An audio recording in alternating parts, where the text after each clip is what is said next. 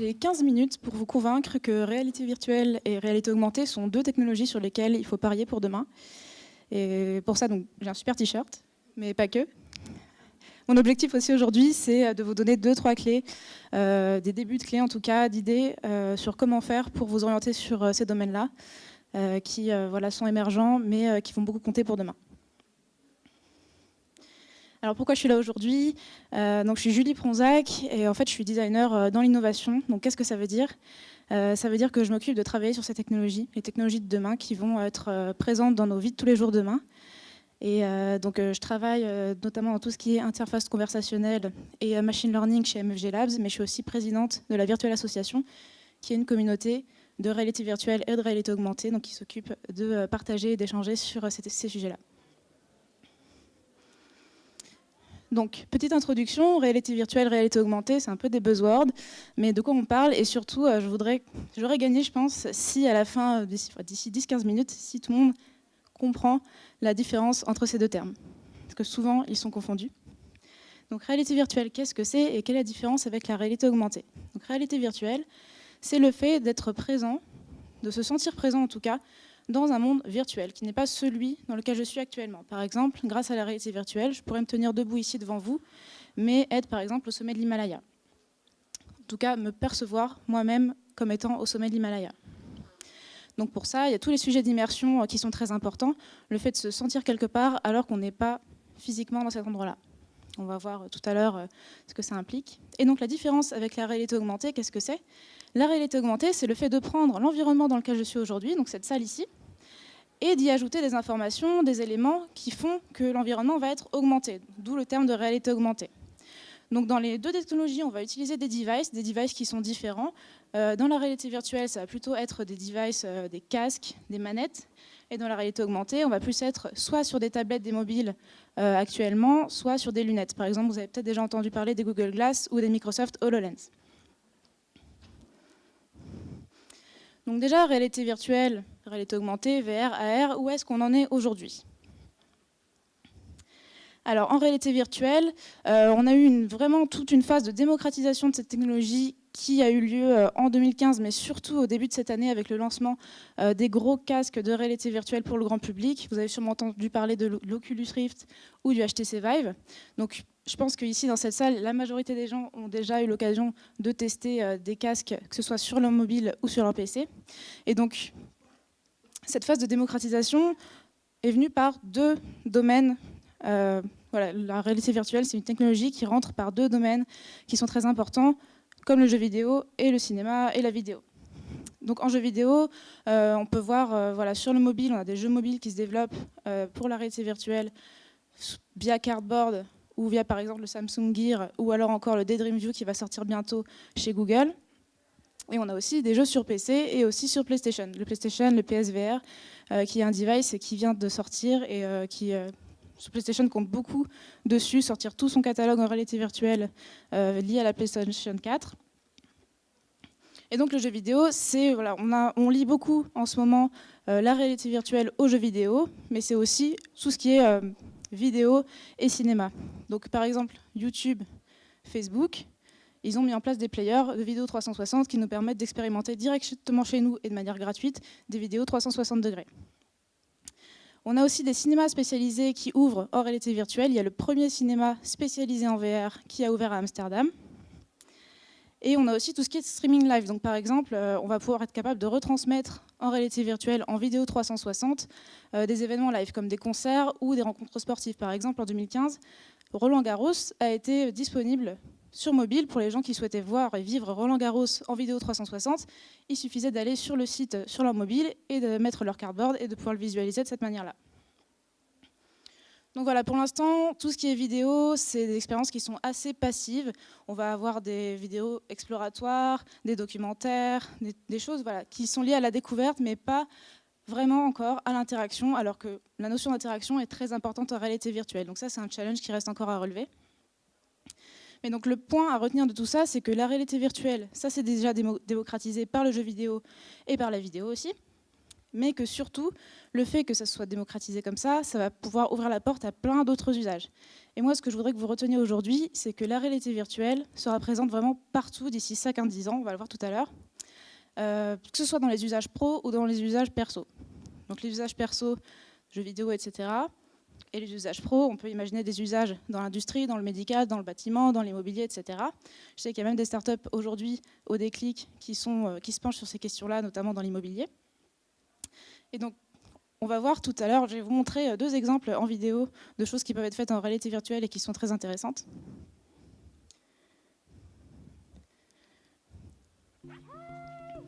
Alors, ici, c'est un teaser qui a été fait par Steam.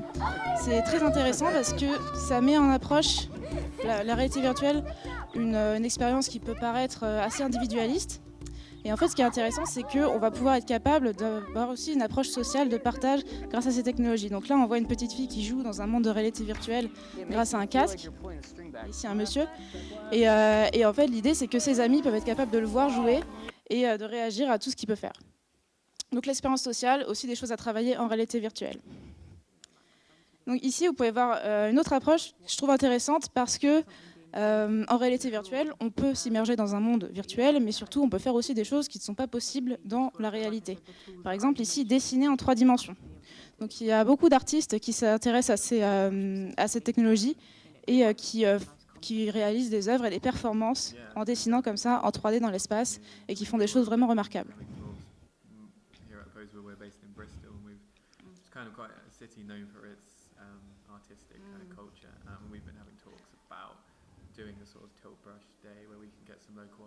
On peut passer à la suite.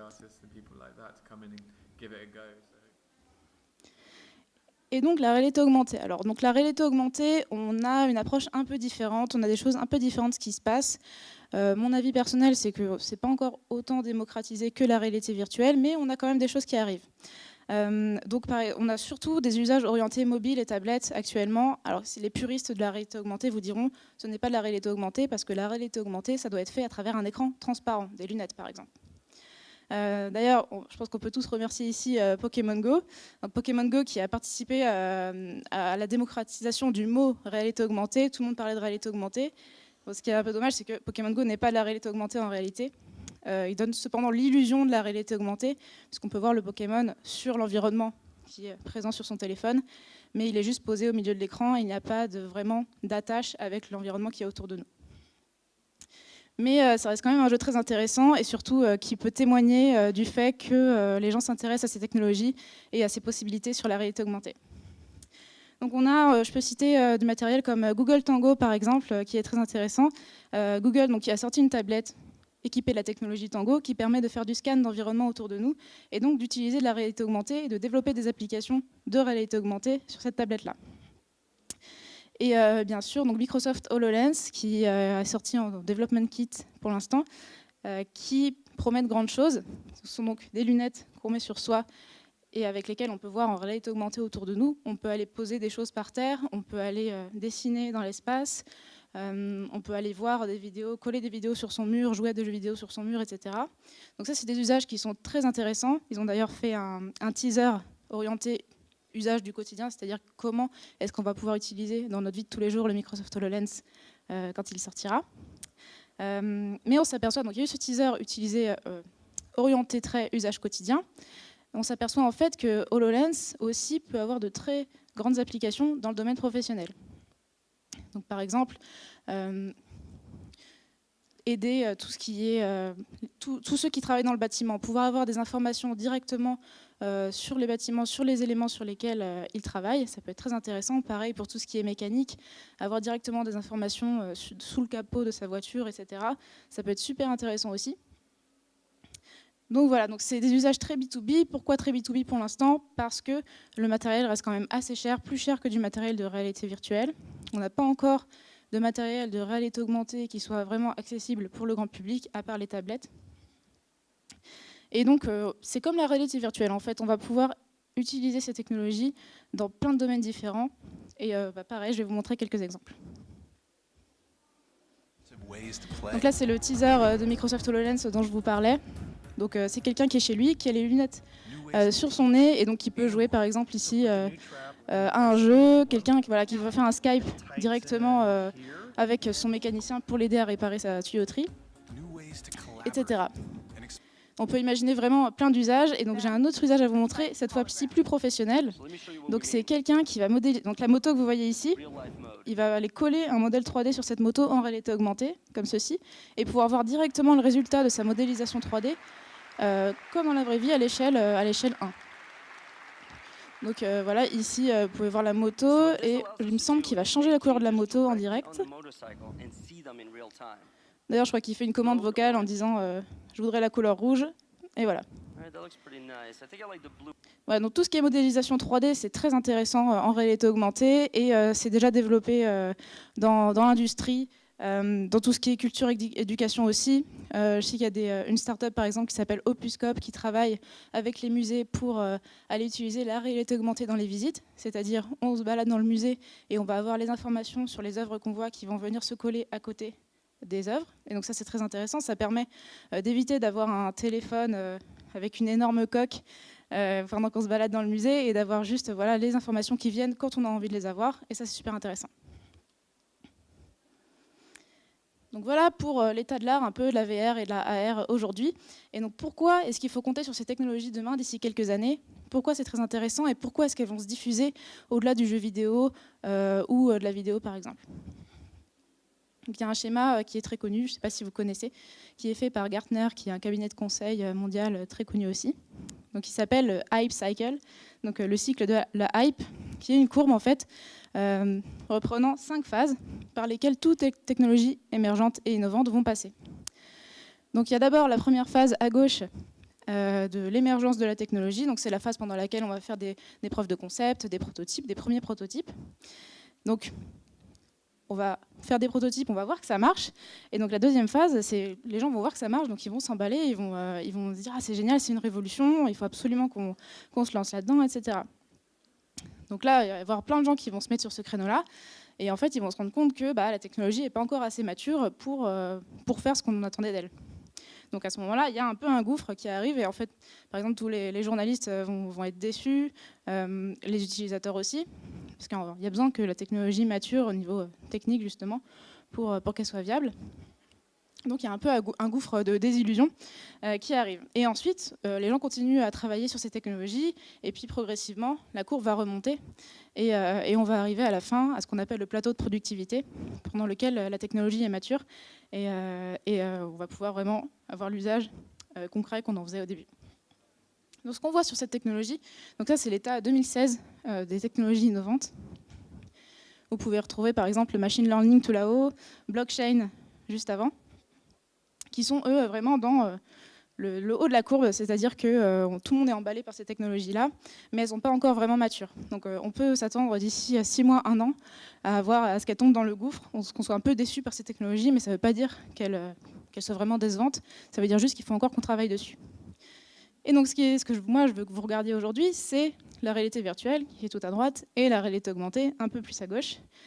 Donc ce qu'on voit, c'est que la réalité virtuelle et la réalité augmentée sont quand même à un stade de maturité assez avancé. Elles sont déjà passées par le pic d'expectations. Et donc on peut s'attendre à ce que d'ici, la couleur bleu foncé, d'ici 5 à 10 ans, réalité virtuelle et réalité augmentée seront dans le plateau de productivité, et donc seront vraiment aptes et matures à l'utilisation qu'on pourrait en faire tous les jours. Donc en fait, ce que ça veut dire, c'est qu'en fait, d'ici 5 à 10 ans, dire qu'on travaille dans le domaine de la VR ou de la AR, ça reviendra à la même chose que dire il y a 15 ans, je travaille dans le domaine d'Internet. En fait, aujourd'hui, quand on dit qu'on travaille dans le domaine d'Internet, ça ne veut plus rien dire, parce que tout le monde travaille avec le numérique, tout le monde utilise Internet pour travailler. Et donc ce seront des technologies qui seront au même niveau qu'Internet. C'est ce que disait mon prédécesseur sur le blockchain. Mais en fait, la réalité virtuelle et la réalité augmentée, ce sera la même chose que le blockchain. D'ici 5 à 10 ans, on pourra compter sur ces technologies dans tous les domaines. Et surtout, si ces technologies sont présentes dans tous les domaines, ça veut dire qu'il y aura besoin de beaucoup de personnes pour travailler dessus, et que potentiellement, tout le monde sera amené à travailler sur ces technologies-là. Donc ce seront des métiers très très larges, on aura vraiment plein de corps de métiers, pas que des développeurs, pas que des informaticiens. Et donc c'est important aujourd'hui que vous posiez la question, savoir, ces technologies-là, elles sont émergentes, pour l'instant, elles sont dédiées à un marché de niche. Mais comment est-ce que moi, d'ici 5 à 10 ans, je vais pouvoir les utiliser? Est-ce que ça m'intéresse assez pour que je me lance directement ici, dedans? Et surtout, comment, on va le voir tout à l'heure, comment est-ce que je peux faire pour me spécialiser dans ces technologies? Donc, les moyens de se spécialiser. Alors, il y a 3 clés très rapidement. Si vous voulez, on pourra en parler après tout à l'heure. Mais j'aurais 3 conseils à donner à ceux qui sont intéressés par ces technologies. Et moi, je vous conseille en tout cas d'être intéressés. Donc, premièrement, choisir la bonne formation. Mais c'est pas tout, c'est pas ce qui fait tout. C'est pas une fin en soi d'avoir la bonne formation dans le domaine qu'on veut faire, parce qu'on sera tous amenés à travailler dans des domaines différents tout au long de notre vie et de plus en plus.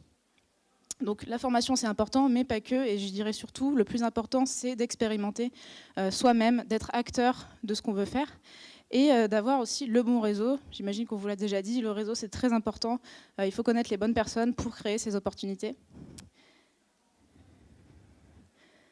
Donc la formation, donc, pour l'instant il y a encore peu de formations qui sont vraiment spécialisées en réalité virtuelle, en réalité augmentée.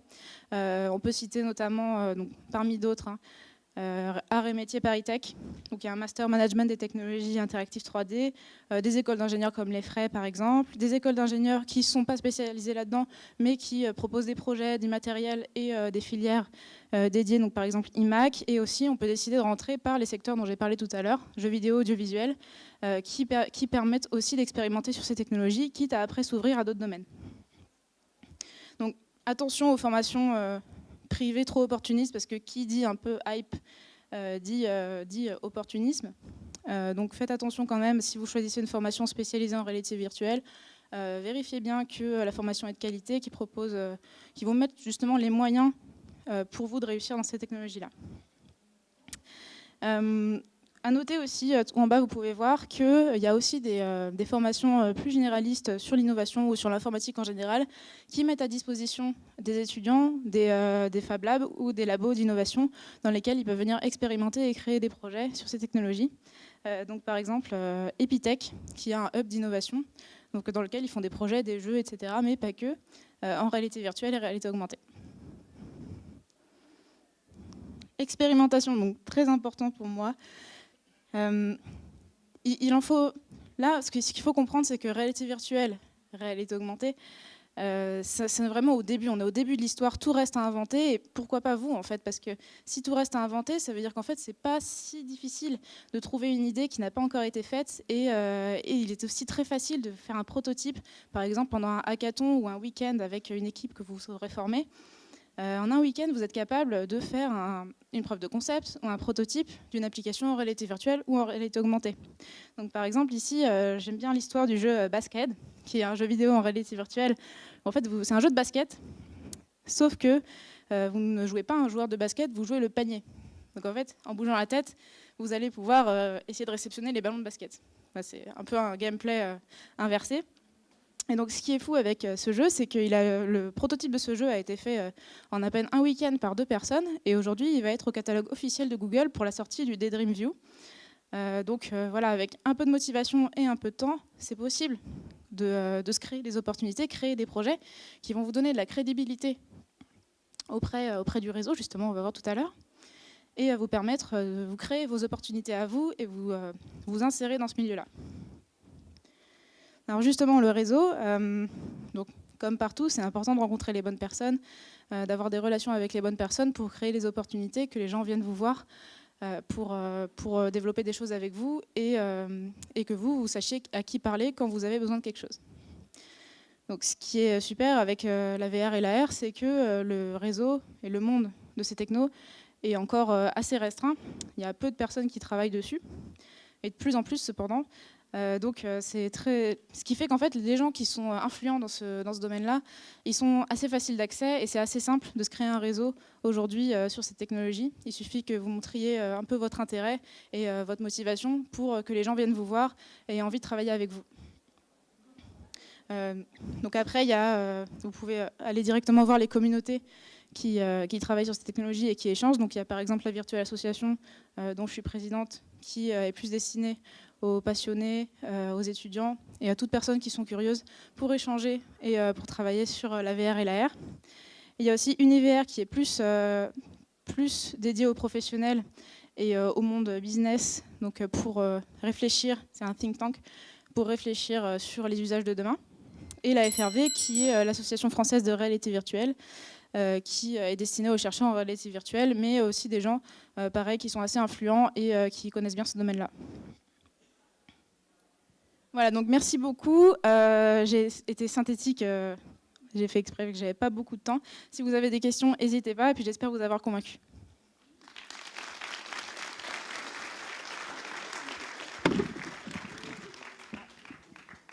Apparemment, on n'a pas le temps pour des questions, mais venez me voir si jamais vous en avez.